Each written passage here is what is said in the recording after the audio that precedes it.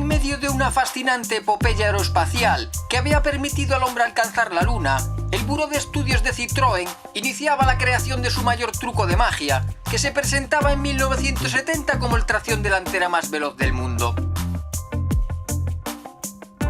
Dotado de todos los automatismos posibles, con los que situar la seguridad y el confort en unas cotas jamás alcanzadas, este delirio de vanguardismo reinterpretaba los postulados del automóvil de gran turismo, intentando conciliar el lujo, la técnica y la deportividad.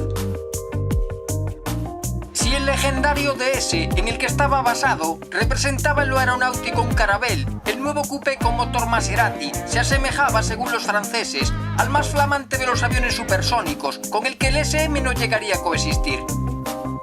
En la carretera, Su Majestad había volado mucho antes de que el Concorde tomase definitivamente los cielos.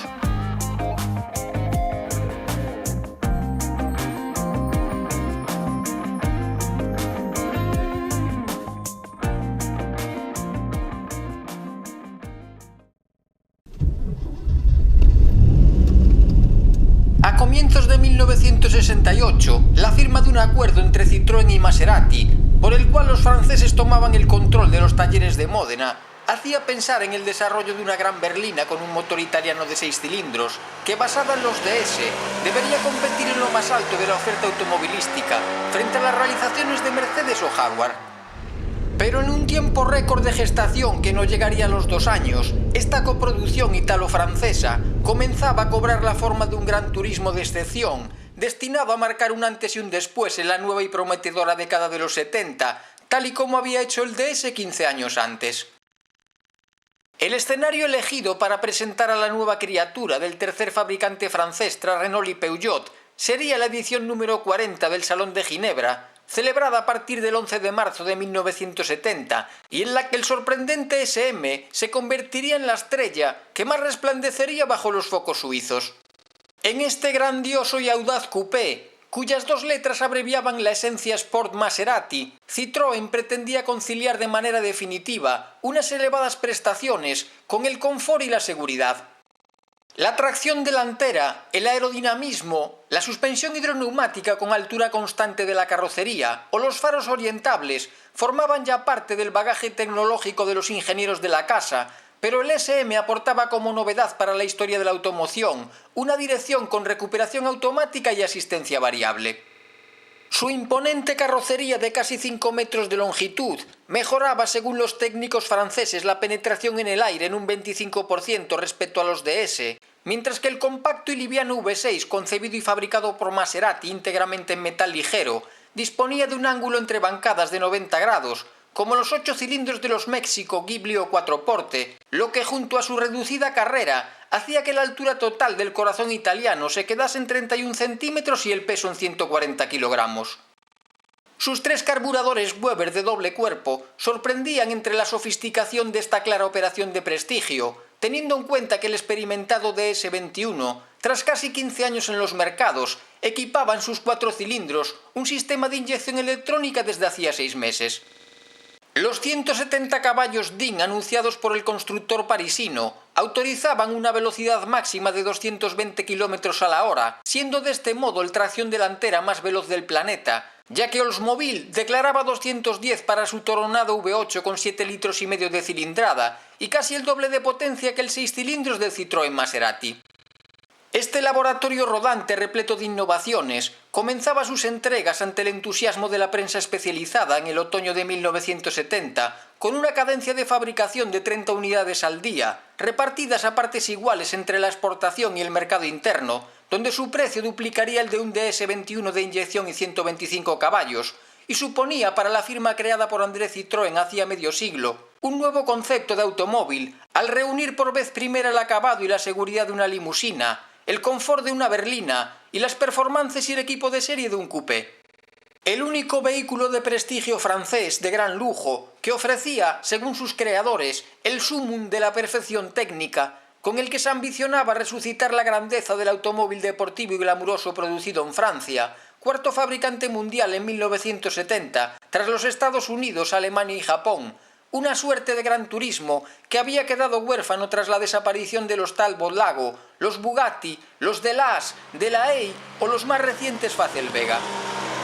En el país en el que se había puesto de largo fascinando al mundo, el SM se ofrecería por 43.000 francos suizos, el mismo importe que el de un Dino Ferrari 246 GT de casi 200 caballos.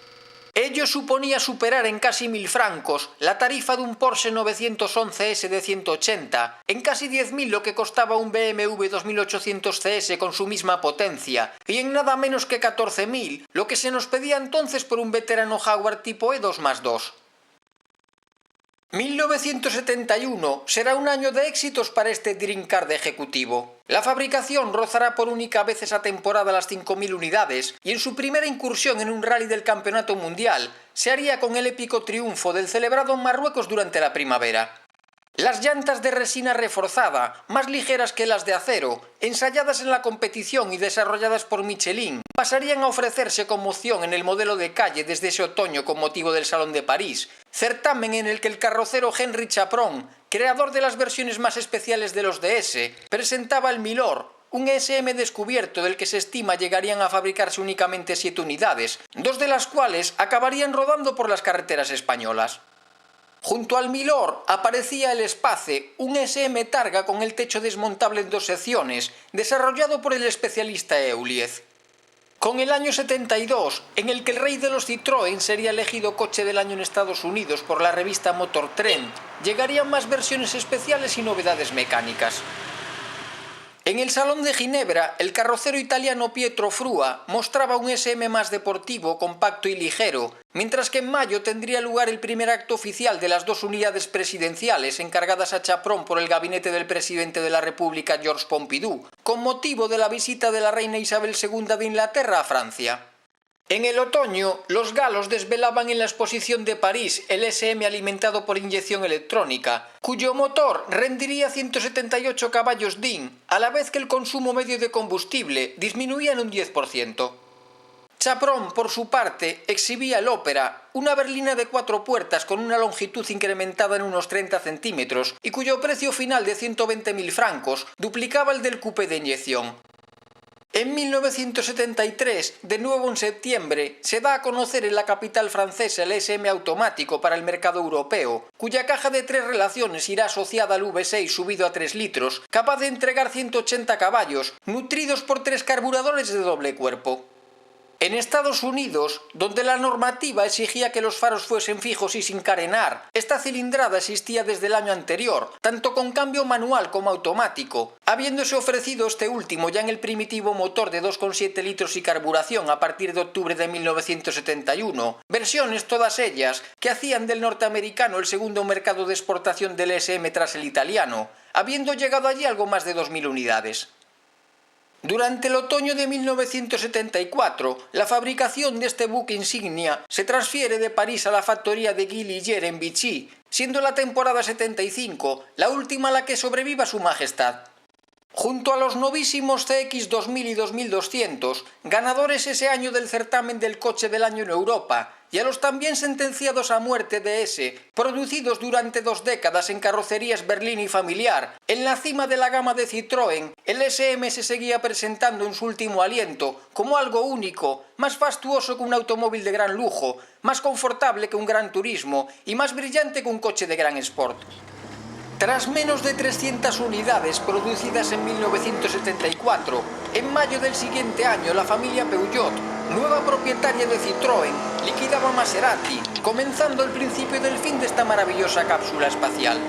En julio de 1975, tras casi 13.000 unidades fabricadas, el Sport Maserati, Sa Majesté, uno de los automóviles más formidables de todos los tiempos, decía definitivamente adiós al cesar su producción. Para contener la hemorragia económica que suponía su fabricación, unas 200 carrocerías pendientes de terminar serán destruidas por decisión de los nuevos patronos, y al igual que el DS, su todavía más sofisticado discípulo tampoco asistiría ese año al tradicional Salón del Auto de París, celebrado al finalizar el verano. Nacido de la velocidad, publicará Citroën como epitafio, y los emocionantes problemas que planteó a los ingenieros, el SM, diseñado para una nueva clase de automovilistas, fallecía con una velocidad prohibida por decisión oficial. Pero la devastadora crisis petrolífera, ciertos problemas de fiabilidad derivados de su complejidad mecánica, y quizá el no haber contado con 4 puertas en su original carrocería, estarían también detrás de su muerte prematura. Un año más tarde, el Concorde, en el que el SM parecía haberse inspirado, tomaba los cielos, desplazando a la velocidad del sonido al cliente tipo de este señor de la carretera.